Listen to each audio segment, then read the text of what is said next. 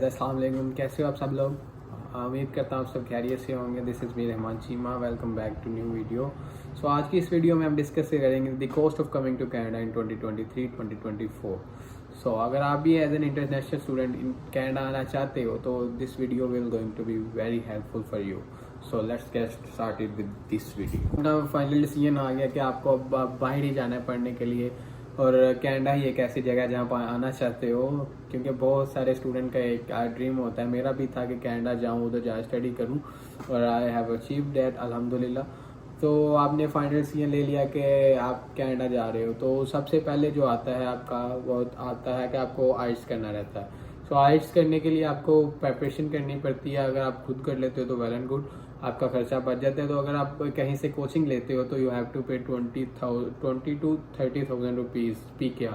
सो वो आपका first expense होता है कनाडा की जर्नी जब स्टार्ट करते हो आने के लिए, तो वो फर्स्ट एक्सपेंस होता है।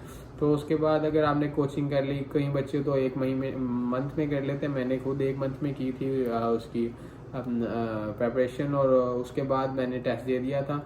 तो आप जब आपकी प्रेपरेशन होगी, आप चाहे 2 मंथ में करो चाहे 3 मंथ में करो, इट्स अप टू यू। सो आपकी प्रेपरेशन हो गई, आपने आर्ट्स का प्रिपेयर कर लिया, अपने आप को कोचिंग वगैरह होगी।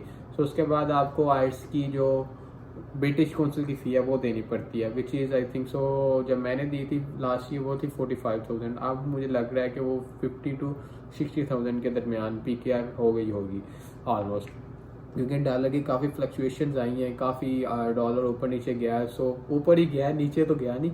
सो बैंक की होगी तो वो आपका आ जाएगा अराउंड 50 to 60,000 PKR, वो खर्चा आ जाएगा। लेट्स सपोज कि आपका आइट्स हो गया, मतलब आपने बैंड अचीव कर लिए, जो रिक्वायरमेंट है वो आपने मेट कर ली। अब तो आई सजेस्ट कि अगर आपके 6 बैंड आते हैं या किसी मॉड्यूल में आपके बैंड कम आते हैं, सो डोंट अप्लाई, दोबारा करो आइट्स, ताकि आपका जो वीज़ा के चांसेस ज़्यादा हों और ऑफर लेटर वगैरह सारा कुछ अच्छे से हो जाए। सो आपने आइट्स कर ली, आपने सारा कुछ हो गया, और नेक्स्ट एक्सपेंस आता है कि आपको खुद अप्लाई करना है या किसी एजेंट से करवाना है। अगर आप किसी एजेंट या कंसल्टेंट के पास जाते हो तो they will charge you around 60 to 70,000 PKR, जो कि कैनेडियन अराउंड $250 बनते हैं कैनेडियन। सो अगर आप खुद करते हो तो बहुत अच्छी बात है कि आप अपने खर्चा बचा रहे हो, और अगर आप किसी एजेंट के पास जाते हो तो वो आपको इतने तो ज़रूर चार्ज करेंगे। तो आप एजेंट के पास गए, उसने आपको सारा गाइड किया, और अब बात आती है कि आपने ऑफर लेटर के लिए अप्लाई करना है डिफरेंट कॉलेजेस में, डिफरेंट यूनिवर्सिटीज़ में। लेट्स सपोज कि आपने 2 यूनिवर्सिटीज़ में अप्लाई किया, क्योंकि अगर आप एक में करोगे तो there will be always a risk के आपको अगर नहीं आता ऑफर लेटर, तो आपको दोबारा अप्लाई करने का पड़ता है, तो वो टाइम कंज्यूमिंग है। तो अगर आप 2 यूनिवर्सिटीज़ में अप्लाई करते हो तो आई थिंक सो मैंने जब अप्लाई किया तो I paid $150 fee, application fee. सो अगर आप 2 में करते हो तो यू हैव टू पे 300 Canadian dollars, so which is around 50 to 60,000 PKR बनता है। सो ये आपका एक्सपेंस, सेकंड एक्सपेंस आता है। और आपका ऑफर लेटर हो गया, और आपके बाद आपको ऑफर लेटर मिल गया, यूनिवर्सिटी से एक्सेप्टेंस आ गई, तो उसके बाद आपका खर्चा आता है। तो उसके आपकी यूनिवर्सिटी से एक्सेप्टेंस आ गई एंड सारा कुछ हो गया, ऑफर लेटर वगैरह आ गया। सो उसके बाद आपका खर्चा आता है कि अगर आप SCS कैटेगरी में जा रहे हो तो you have to pay annual fee, 1 year fee in advance. So वो अराउंड जो कॉलेजेस होती है, मोस्ट कॉलेजेस की होती है 18 to 20,000 Canadian dollar, which is 45 lakh Pakistani rupees. और अगर आप यूनिवर्सिटी में जा रहे हो, यूनिवर्सिटी में एडमिशन हुआ है आपका, तो यू हैव टू पे अराउंड $22,000 कैनेडियन डॉलर्स। सो वो तकरीबन 50 लाख के अराउंड अबाउट बन जाती है। तो वो आपको फ़ी नहीं बनती है, उसके साथ ही आपको GIC भी सबमिट करवाना पड़ता है। सो GIC आपको $10,000 कैनेडियन बैंक पे सबमिट करवाने होते हैं एज ए प्रूफ कि आप जब इधर आओगे, अगर आपको जॉब वगैरह नहीं मिलती तो आप अपने आप को मैनेज कर पाओ। सो वो आप इधर कैनेडियन बैंक में आपका अकाउंट खुलता है, तो आप 10,000 GIC एज ए प्रूफ इधर रखवाते हो। सो अगर आप इन केस आपको कोई जॉब वगैरह नहीं मिलती तो जो है कैन यूज है। सो आपने GIC रखवा दी, आपने एनुअल फ़ी पे कर दी, उसके बाद जो खर्चा आता है वो आपने एनुअल फ़ी पे कर दी, आपने GIC सबमिट करवा दिया कैनेडियन बैंक में, तो उसके बाद जो खर्चा आता है वो होता है मेडिकल का। सो आपको मेडिकल करवाना रहता है। सो उसके लिए आपको 40,000 तक 40,000 तक खर्चा आ सकता है आपका, क्योंकि मैंने जब करवाया था वो मैंने जून जुलाई में करवाया था तो मैंने 36 दिया था। तो आई थिंक सो अब ज़्यादा हो गया होगा क्योंकि पाकिस्तान की सिचुएशन ऐसी हो गई है। सो अब 40,000 वो खर्चा कर लें आप। उसके बाद बात आती है कि आपने वीज़ा फाइल करना है, आपका सारा कुछ हो गया, अब आप वीज़ा फाइल करोगे। सो एम्बेसी की जो वीज़ा एप्लीकेशन फ़ी होती है वो होती है $185 कैनेडियन डॉलर, जिसमें होता है बायोमेट्रिक इंक्लूडेड होता है। लेकिन आजकल बायोमेट्रिक जब मैंने करवाई थी तब सीन बहुत गंदा था कि बायोमेट्रिक मिल ही नहीं थी। अपॉइंटमेंट मिल रही थी तो वो 2 महीने 3 महीने बहुत लेट मिल रही थी, लेकिन मुझे अर्जेंट करवानी पड़ी। सो मैंने अपॉइंटमेंट ऑनलाइन खरीदी थी किसी बंदे से।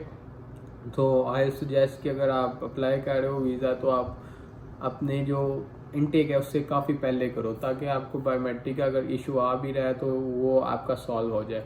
आजकल का सीन मुझे नहीं पता कैसा बायोमेट्रिक का चल रहा है, तो मेरे वक्त तो ये था।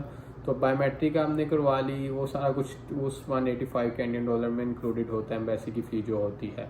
आपने वीज़ा फाइल कर दिया, बायोमेट्रिक हो गई, सारा कुछ हो गया, अब एम्बेसी आपका वीज़ा चला गया और एक दिन आपको कंसल्टेंट कॉल करता है कि आपका वीज़ा लग गया, अप्रूव हो गया है। उसके बाद जो मेजर एक्सपेंस आता है which I think is the last major expense if you are coming to Canada, वो आता है फ़्लाइट टिकट का। आपको फ़्लाइट टिकट बुक करवानी रहती है जो कि आपको 7 से 8 लाख अमाउंट की होती है, जो कि इतने अमाउंट आपको रिक्वायर्ड होती है। मैंने अर्जेंट करवाई थी तो मुझे वो 9 लाख की पड़ी थी। लेकिन आई सजेस्ट कि आप जब वीज़ा फाइल करो उसके साथ ही अपनी टिकट ढूंढना भी शुरू कर दो, ताकि आपको वो सस्ती पड़े। अर्जेंट करवाओगे तो वो काफ़ी महंगी पड़ेगी। और कीप इन माइंड कि आप वो टिकट रिफंडेबल करवाओगे। इन केस अगर आपका वीज़ा रिफ्यूज़ हो जाता है, नहीं लगता, तो आप वो टिकट आपको वो पैसे वापस मिल सकें जिससे आपने टिकट करवाई है। और आप बहुत सारे बच्चों के दिमाग में ये भी चल रहा होगा कि अगर हमारा वीज़ा नहीं लगता तो उस केस में हमारे पास जो हमारे एनुअल फ़ी है और वो GIC है वो उसका क्या बनेगा। तो उसका मैं आपको बताता हूँ कि जो GIC होती है उसमें से वो आपके $50 काटते हैं और बाकी वो आपको अपने बैंक अकाउंट में वापस ट्रांसफ़र कर देते हैं।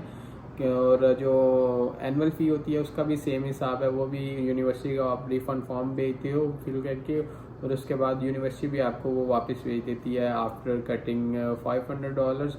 लॉस तो होता है लेकिन आपको पैसे आपके वापस मिल जाते हैं, ये नहीं कि आपको पैसे नहीं मिल रहे आपके वापस।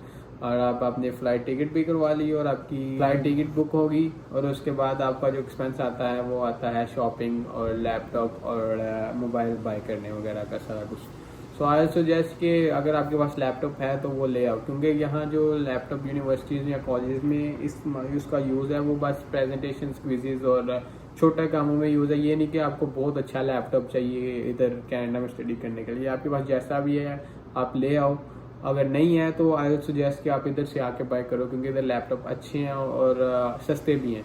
और अगर आपके पास सेम गोज़ विद मोबाइल, अगर आपके पास मोबाइल है तो ले आओ, और अगर नहीं है तो इधर आके प्लान्स काफ़ी अच्छे चलते हैं, तो इधर से आके बाय कर लेना।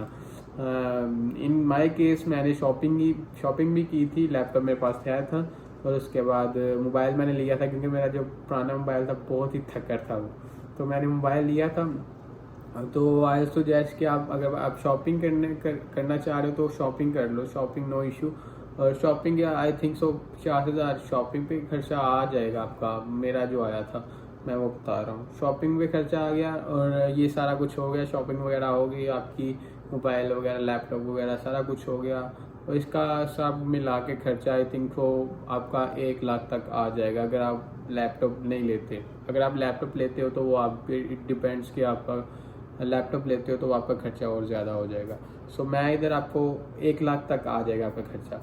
तो उसके बाद आपका क्वेश्चन आता है कि हमें कैश कितने चाहिए while travelling to Canada. I will suggest कि आप 500 से $1,000 के दरमियान कैश लेके आए, क्योंकि ज़्यादा कैश लाना का कोई मकसद नहीं है। मैं जो लेके आया था वो लेके आया था $700, क्योंकि इधर आते ही आपको GIC आपकी $2,000 मिल जानी है, जो कि है 4.5 लाख पाकिस्तानी रुपये बनते हैं। तो आप इधर आके अपनी GIC ले लो, आते ही बैंक अकाउंट ओपन हो जाता है, तो GIC लेके आप तो जो मर्ज़ी कर सकते हो। मतलब आपको इतनी फाइनेंस की ज़रूरत नहीं होती, मतलब आप उधर से लेके और इधर आपके पास GIC होती है तो इनफ होती है वो। आपने वो कैश आपको जो चाहिए होती है वो आई थिंक सो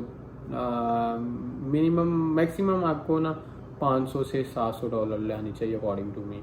बाकी आपकी मर्जी, जितनी मर्जी लाओ। अगर हम इन एक्सपेंसेस को इकट्ठा जोड़ें साथ, तो हमारे जो कैनेडियन डॉलर में एक्सपेंस बनता है तो स्टडी इन कनाडा वो बनता है अराउंड $40,000, जो कि PKR में बनते हैं 85 to 90 लाख रुपीज़।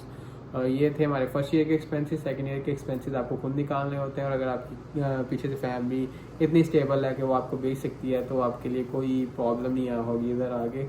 लेकिन आपको स्ट्रगल ज़रूर करनी पड़ेगी। ये कंट्रीज़ आपको इतने पैसे अगर आप लगा के आ रहे हो तो they it will surely give you something in return.